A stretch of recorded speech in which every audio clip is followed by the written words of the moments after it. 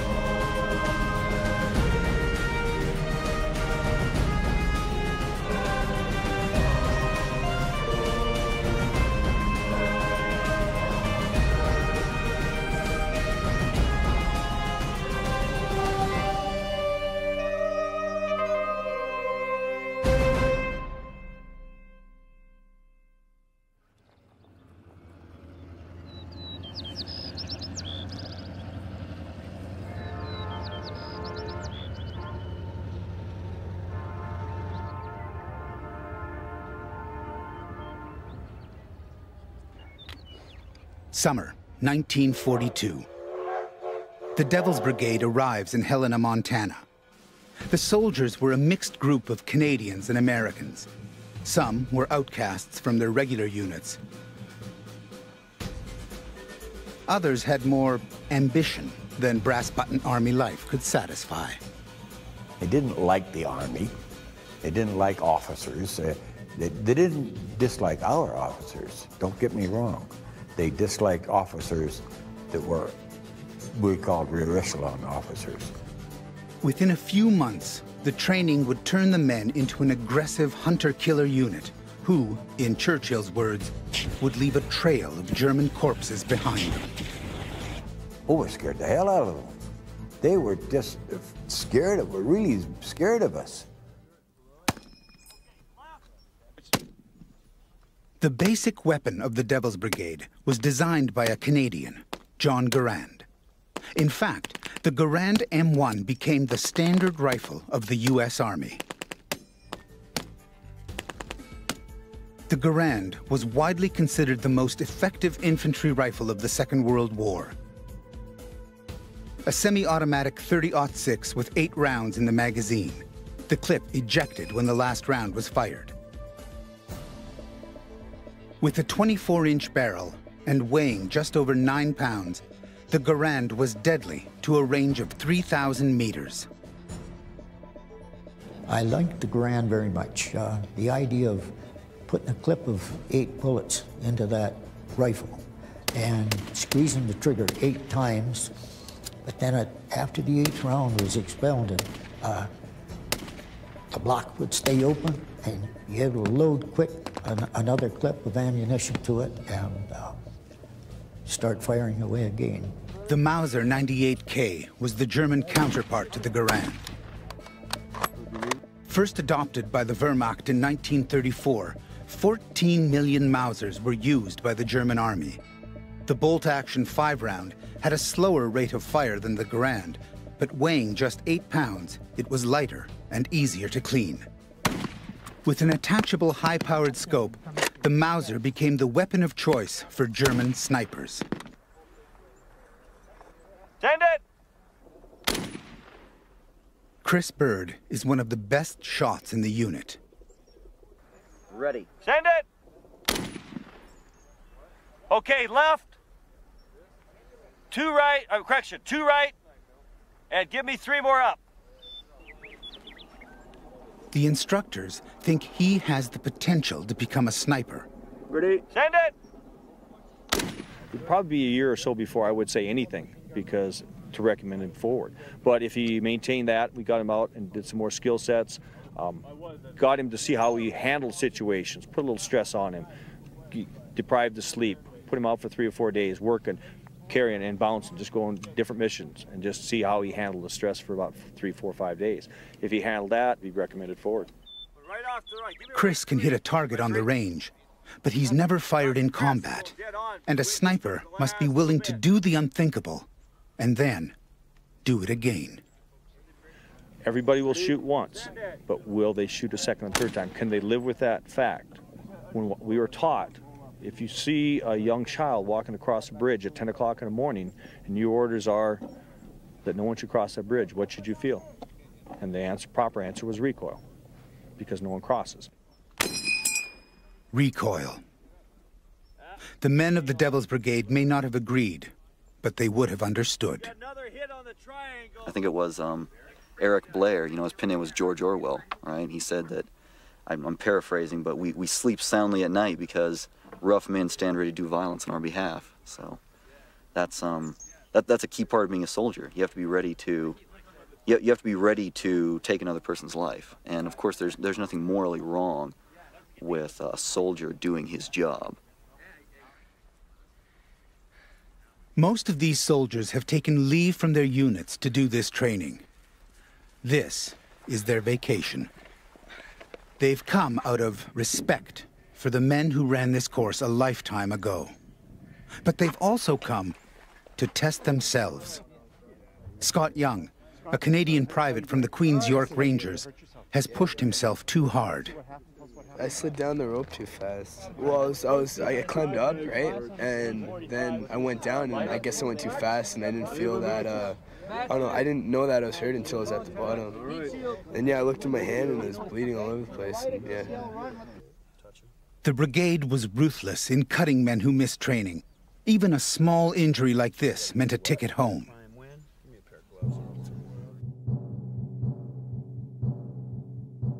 2 months after pitching their first tent, 259 Canadian officers and men had been returned to their units, almost half their original number.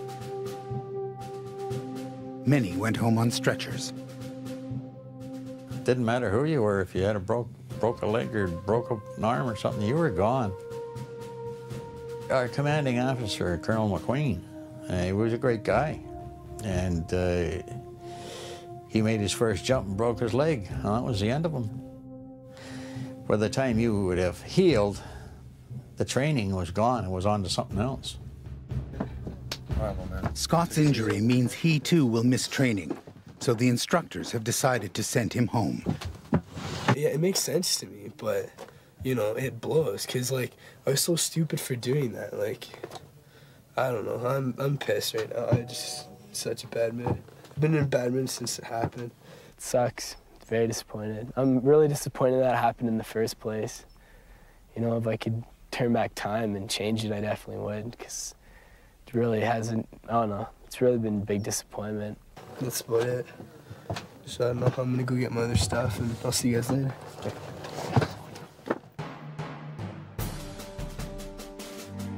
As the summer of 1943 wore on, the Devil's Brigade, created to destroy the Nazi heavy water project, a mission canceled at the last minute, spent its days keeping fit and doing public relations.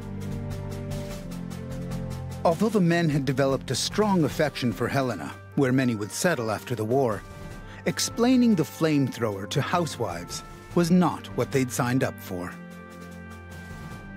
And I'm sure that our commanding officer was afraid that if he didn't find us something for us to do, we would, you know, we'd lose it.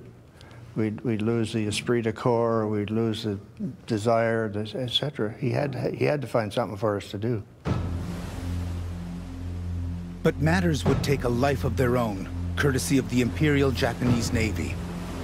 Following their victory at Pearl Harbor, Japan expanded aggressively across the Pacific, sending occupation forces as far west as the Aleutian Islands, off the coast of Alaska.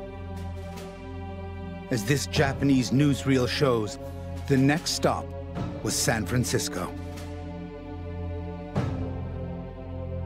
These Japanese commandos were the first invaders to set foot on American soil since Canadians did in the War of 1812.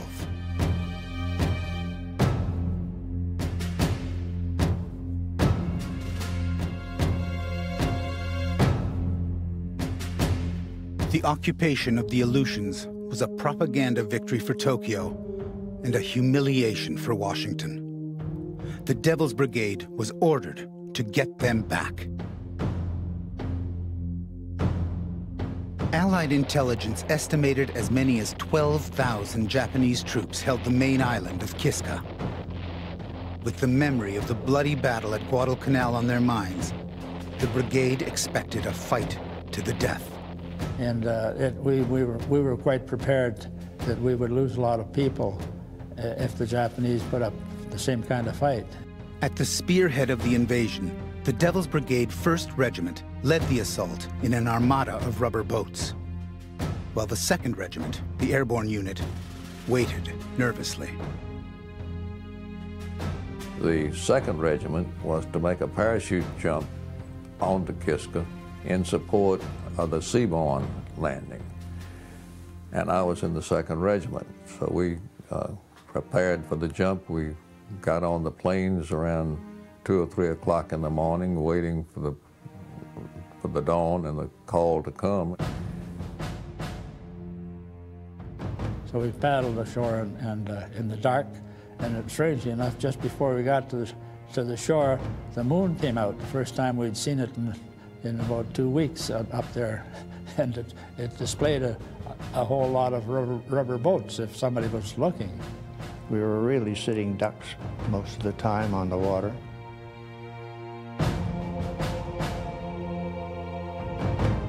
And on the way up, we passed a Japanese machine gun position which had been vacated. And I thought as we went by it, thank God there isn't a Japanese machine gunner in there because we'd all be dead. The only enemy soldiers the men came across were casualties of the naval bombardment.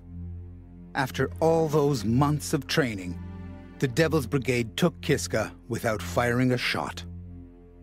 The Japanese were gone, leaving still warm coffee and boxes of weather equipment.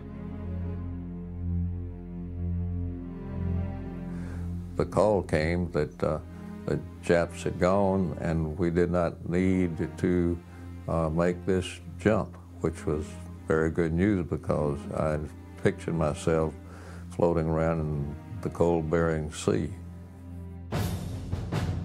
Once the beachhead had been secured, other units came ashore. Less well-trained and expecting to find an enemy behind every rock, they fired on themselves. That first night after we were relieved, we had pitched our pup tents and were trying to get to sleep, and we heard all this machine gun fire all night long, and you know, it was dark and foggy, and these guys up above that had taken over from us were just trigger happy. They were shooting their own people. I counted 13 corpses come down the next morning, but there were a lot more than that. 32 men died on Kiska, victims of friendly fire. The Devil's Brigade took no casualties, but lessons were learned. What I took away from Kiska was that no matter how careful the planning is, there's always the unexpected. Although the unit was still not bloodied, the Kiska adventure served the men well. In the months to come, they would meet an enemy who would not cut and run, but would engage the brigade in some of the bloodiest combat of the Second World War.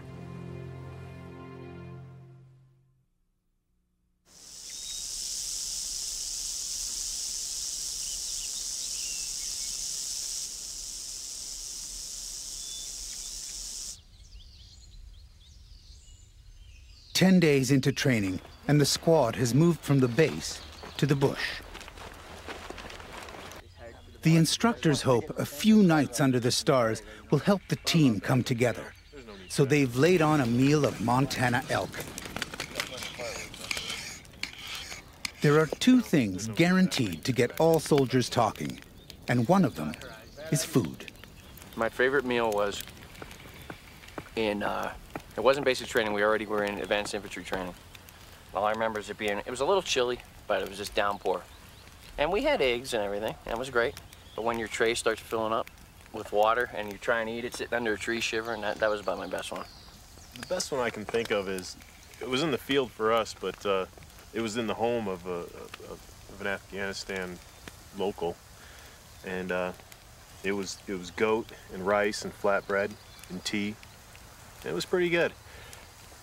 I've also had goat at a different place, which was total opposite. Gamey, you know, disgusting. My hands smelled like goat for 6 days, no matter how much I washed them.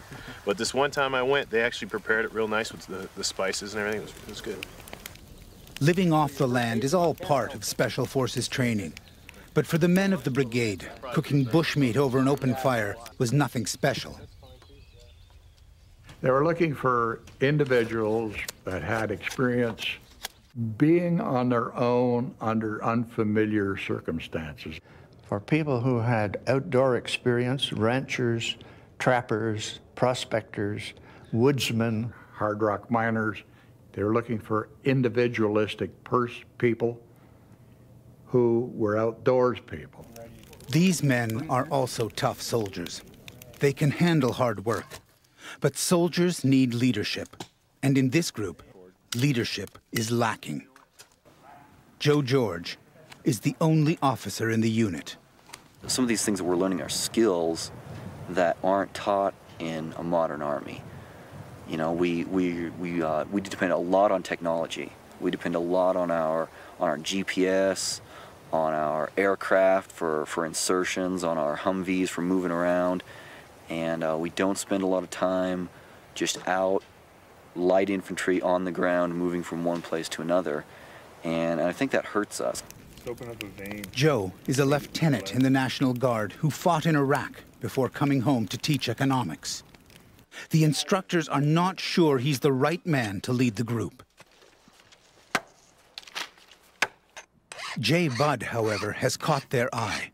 A third-generation Green Beret, Jay has no doubts he'd have made it in the force. Yes. Pretty confident about that, yes. Still a soldier, doesn't matter. You know, if I'm a soldier in 2006 or 1942, I think it's in my blood to be a soldier. Leadership was never an issue in the Devil's Brigade, as all the officers led from the front. Colonel Robert Frederick, the man who built the unit, was wounded 9 times. The officers did not hold their rank, nor did the NCOs, because of any service time or any pull or anything else. They all had to earn it. The officers went on the route marches with us, carried the packs, got wet and cold, and still led from the front. Like the obstacle course 3 times a day. Tomorrow, these soldiers will face the most dangerous part of their training. They're going mountain climbing. To do it safely, they'll have to work together. A cliff face is no place for debate. The 1st Special Service Force was trained to fight anytime, anywhere. And hanging from the side of a mountain was all part of preparing for the unexpected. They'd find us a nice cliff, and we had skilled instructors, and we'd learn how to claw our way up and then belay down again. The mountain climbing actually was a little scarier to me than the parachuting, because you're learning how to rappel down cliffs and climb places that didn't look like they could be climbed. Most of these soldiers do know how to climb, but none have climbed under fire. In the case of a unit this size, they're going to have to identify who's the best climbers and who's got the strongest back to carry the supplies.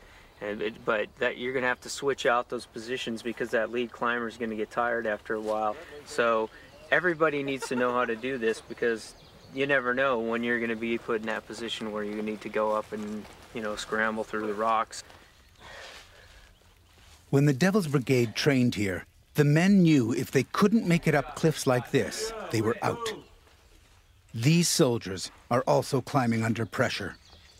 The instructors have told them they'll cut any man who can't scale this face. young blood. Yeah. Woo. Woo. Rest is easy. Stick your hands in far and Easy is not a word Brian Haynes would choose. I have a very, very bad fear of heights. I don't know, it's just, you know, some people are afraid of spiders, some are afraid of snakes, some are afraid of heights. Give him some slack. No, I'm sorry, as you were. Tension. Haynes is a drill sergeant in the U.S. Army who's been in many high-stress situations, but few like this. I feel like every time I move my feet, I feel like I'm going to fall. Push with your leg. Got it. Tension. Every time I jump out of an airplane or rappel or climb, it's overcoming that fear of heights. That's part of the reason I have such a hard time climbing, is committing myself to, you know, moving. It's very hard to move when you're afraid. Tension. Brian, you're right. Hey, tension, I'm falling. I didn't like it. It frightened me. Climbing was, parachute jumping never bothered me, but the rock climbing I found scary as hell. I could visualize myself lying at the bottom of the hill with, you know, with my head split open. Tension. Now get to your feet. You're doing good, man. Good Tension. job. 60 feet up, Brian Haynes knows the feeling. There you go.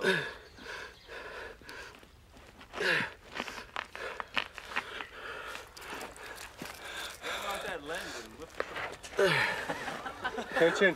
Good job. Good job, bud. All right, Brian. Good job, big man. Woo!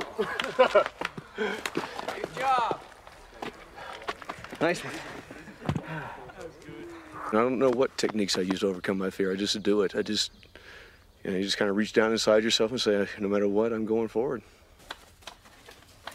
Assaulting a cliff face in wartime takes more than courage. It takes careful planning. Who carries the water, the extra ammo, the machine gun? How will the wounded get down? And where are the enemy sentries? They had scouts, which they relied on to go ahead and scout out the battlefield. And I'm sure that they identified the best climbers in the group, and they sent those people out as the lead climber. Chris Bird is everyone's choice for lead climber in this group.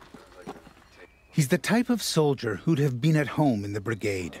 Strong, agile, but most of all, Chris is fearless. Good job, Chris.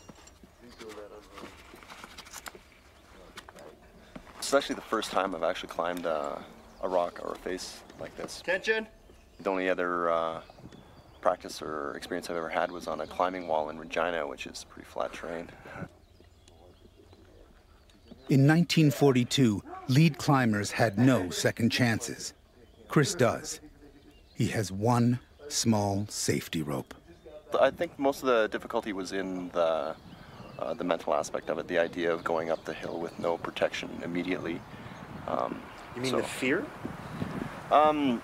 The concern. You take your steps a little bit slower. You make sure you tie the knots properly. Chris, Brian, and the others all made it up this cliff, but most had to fight for every inch. When the brigade climbed here, each man carried his rifle, his water, and a 60-pound combat pack. I think it's part and parcel of the whole package, you know, the training package. It's kind of all integrated together, and the end product just comes out as a guy who'll do anything he's told to do and do it well. And part of that training were combat patrols like this.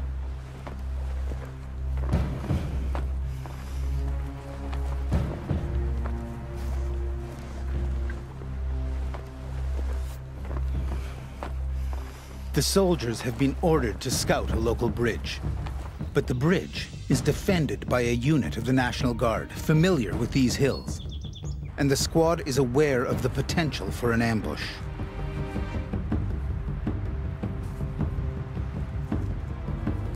But these are experienced soldiers who've patrolled enemy territory before. They know the key to avoiding detection is in how you read the land. Well, this terrain, I don't think is any more or any less dangerous than other terrain. We've got good cover and concealment.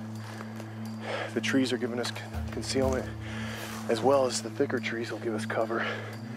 We are moving up ground, or uphill, so we have the low ground, but it's relatively safe. We can go undetected, I think, for the most part. Special Forces missions are built on 4 principles: planning, reconnaissance, assault, extraction.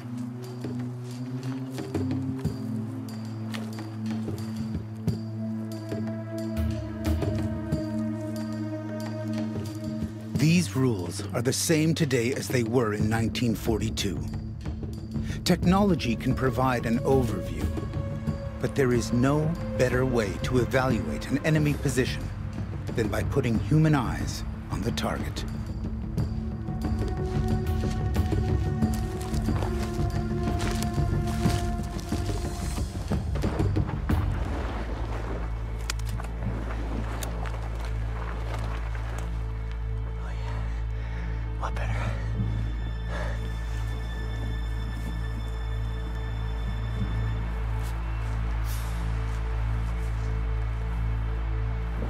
Send a couple people left, right, forward, because we need as much eyes on as we can. And here we can see 3/4 of the bridge, but not the first quarter. So we're going to send somebody on our left flank so they can observe at a better angle, and somebody on our right flank.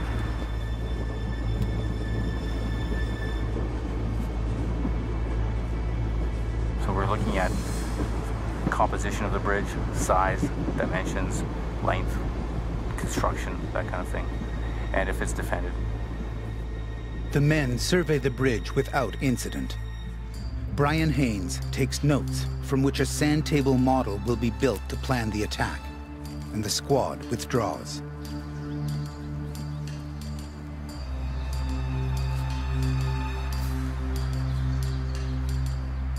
This patrol has gone well. They have been both skillful and lucky.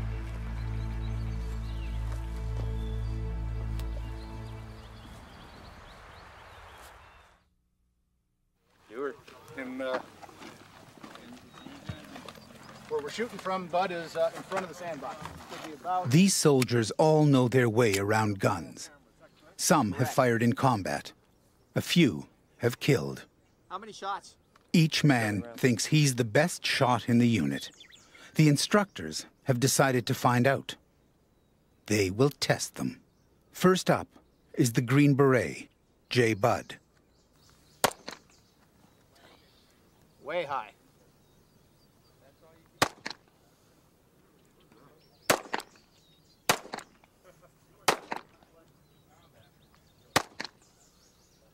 The men will fire 7 shots with their .45s from about 15 feet.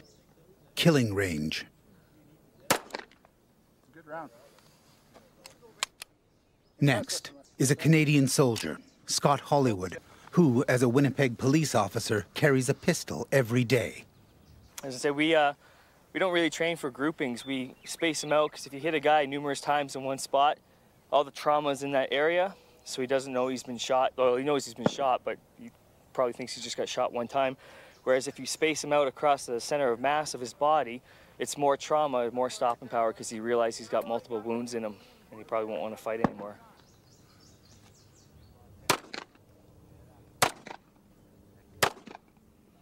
That one missed the target. Loosen your grip and regrip your front. There's oil all over the handle. That's as good an excuse as any.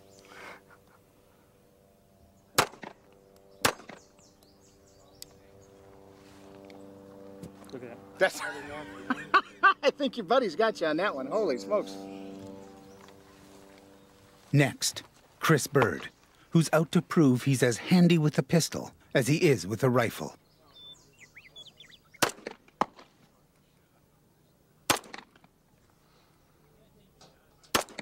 Bird, you're a hell of a climber. You can't hit the broadside of a barn. That's better. Good job. Good job. Oh, man. Not good. I think I'm the only one that hit the center, though. These are my first 3 that I pulled, and then these are my last 4.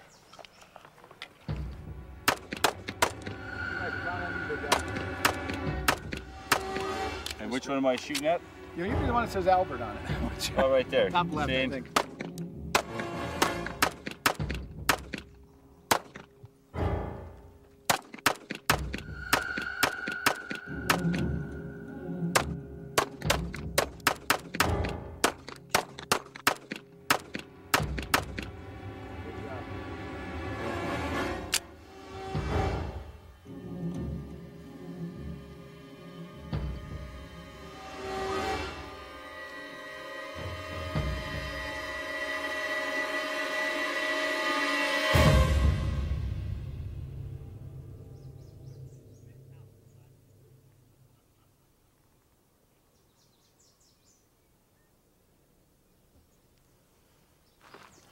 You know, it's kind of a contrived situation. You know, in a combative situation, you want a quick draw and put some rounds down range, try for 2 in the chest and 1 in the head.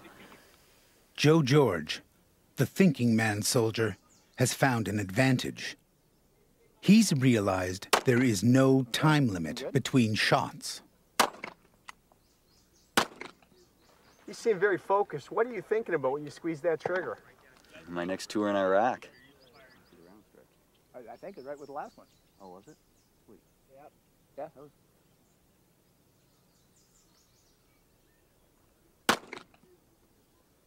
Okay, you're starting to breathe a little.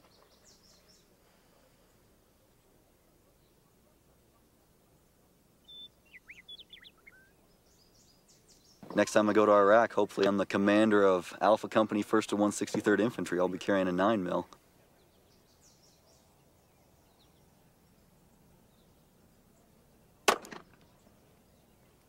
Okay, that's damn good shooting there, Joe. One you threw up here.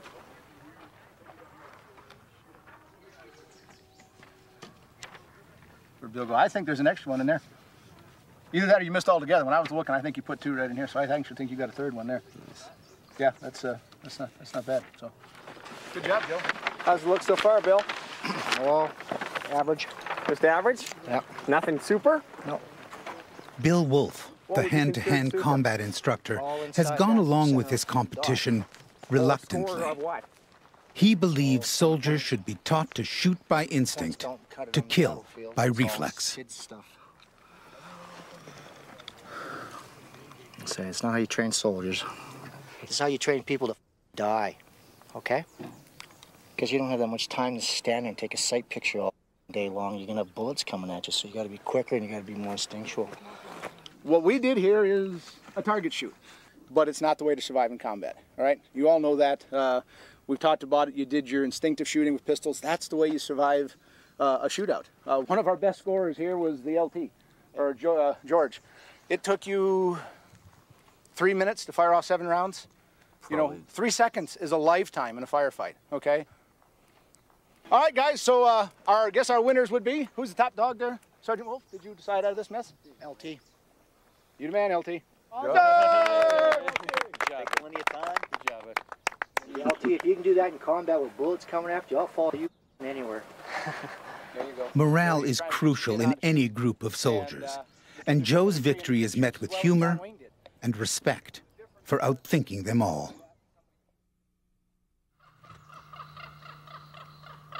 The bridge assault is on for tonight. Joe George has been given a chance to prove he can lead it. So our demo plan is, first of all, to crush or use cutting charges on the bridge on this span at this junction, here, and here. That will separate the top part of the bridge from this support. The team won't actually destroy anything, but they will have to overpower the sentries and plant dummy explosives on the trestles. When the brigade did this type of training in 1942, most of Montana knew the force meant business. We'd had intensive demolition training. We learned how to place charges, and We also learned the use of TNT and the use of dynamite sticks.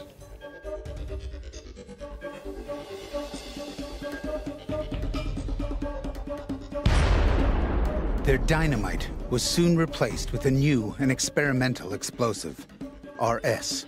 The RS, the Ryan Special, which was long sticks of explosive, and it was joined by a product called Primacord, which was an explosive core. RS was a first-generation plastic explosive, easy to use, hard to forget. When the men attack the bridge, they'll have to wire replica RS to the trestles. But the instructors have introduced a last-minute twist. The squad will have just 1 hour to neutralize the sentries and plant the charges before a train crosses the ravine. If the train arrives before the explosives are in place, the mission will have failed. But tonight is to be a night of cross and double cross. These men are special force soldiers who rarely play by the rules. They've decided to do what the Devil's Brigade would have done: adapt.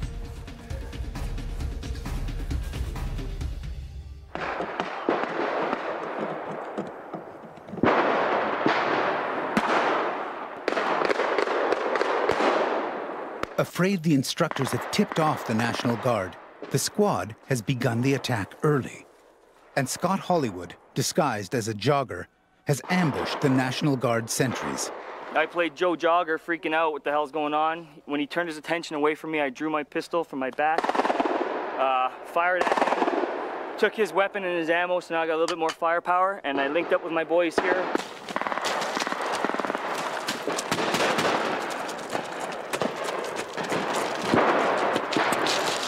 Got you now, biatch.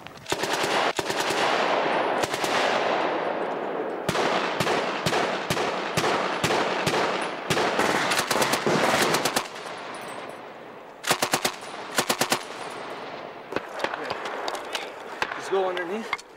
Hand it to me. I got my fingers under there. Use rock. Cleared. What do you got, Albert? Nothing.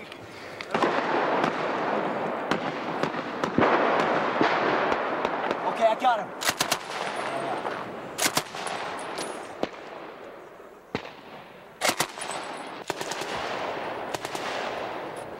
The men are only firing blanks, but their surprise has worked. The National Guard is beaten. Okay. Okay, so it's ready to go. The pin's already out of it. All you gotta do is pull it.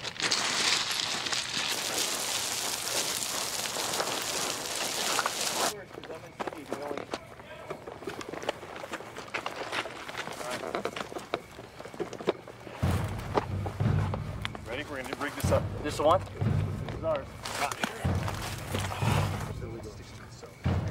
You got everything? The squad is now fighting the clock. The 1 hour time limit is tight.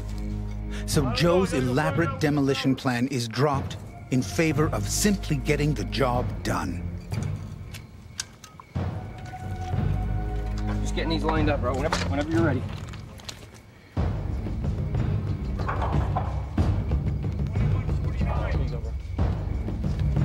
Good.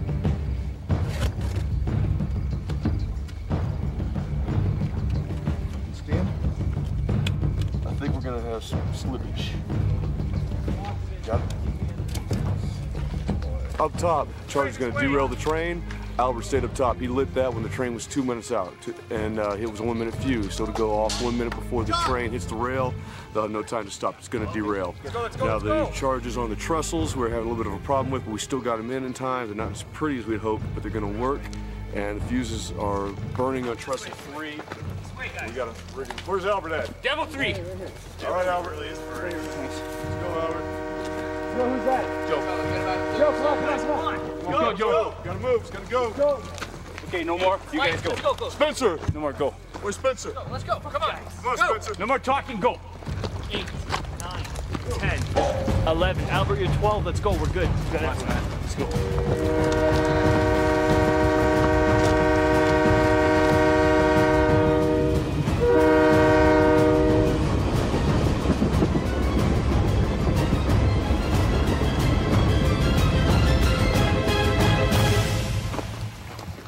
I guess it would be going off like right now. So we're clear of the objective and looking forward to a long march home. That's what it looks like anyway. Not too bad. We had a couple machine gun nests that we were surprised by.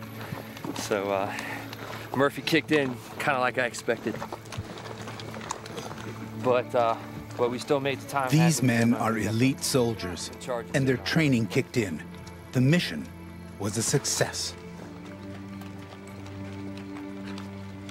The aftermath of combat is always the same, no matter time or place. Moments of reflection and a thankfulness that it's over.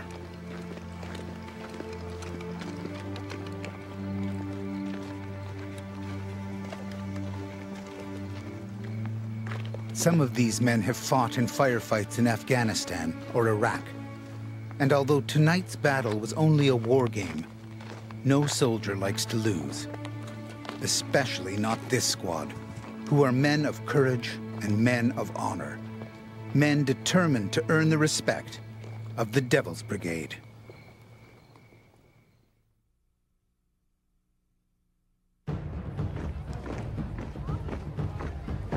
By the late summer of 1943, the Devil's Brigade had become a superb fighting unit. Colonel Frederick had done his job. But earlier in the year, the Devil's Brigade had been locked in purgatory without a mission of their own. So Frederick had done the one thing fighting men hate to do. He'd written a memo. Unless employment is found in the near future, the force should be discontinued. Frederick's memo had ricocheted from Washington to London, where it landed on Churchill's desk. Long a supporter of special operations, Churchill was not happy. He wrote, "On no account dissipate the force. It may alter the whole strategic position of the war." To which Roosevelt himself responded, proceeding vigorously. Frederick's gamble had paid off. The Devil's Brigade was going to GI heaven.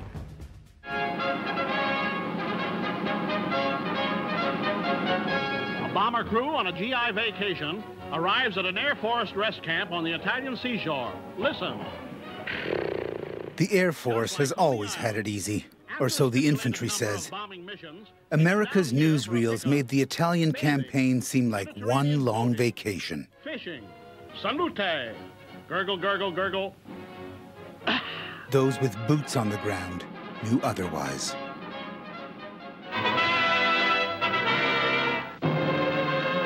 Infantrymen of the 1st Special Service Force carry out a successful daylight raid on an advanced German position in the Anzio area. Men surround the German outpost in no man's land. This position is 400 yards in advance of the enemy lines. In the mud and blood of Italy, in a dozen battles, over 100 hilltops, the men of the Devil's Brigade would earn their medals and build their reputation. But they would pay a terrible price. And the fog lifted a minute, and there was nothing but bodies around, which hadn't even been able to remove them. Well, going past those dead guys was, I think, the sobering moment for everybody. Then is when you start realizing, hey, that could be me. Yeah, I sort of went this way and he went that way. I knew he was dead. Guy gets hit with a close mortar bomb in the open. You don't need to look for a pulse. Next time on Devil's Brigade, Anzio. The brigade goes into action.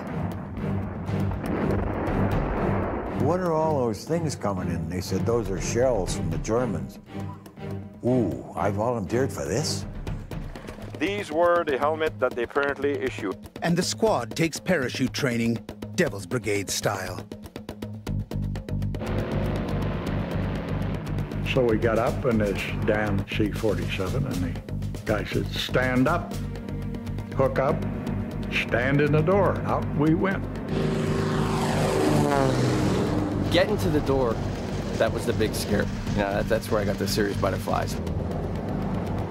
Jump or go home. That's next time on Devil's Brigade.